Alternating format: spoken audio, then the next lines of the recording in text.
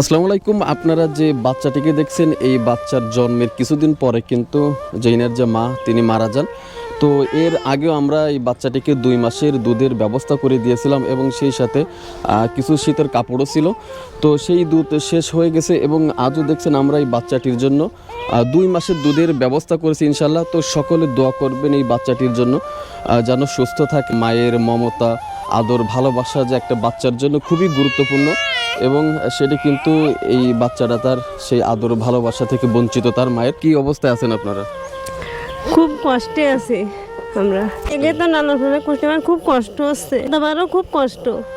গুছাতে পারি না, তা খাওয়াবো কে রে? বাচ্চার দুধও গুছাবো, নিজের বাচ্চার দুধ আছে খাওয়াতে পারি না, তা গুছাবো। এই দুধের ব্যবস্থা কী করে করবো আমি?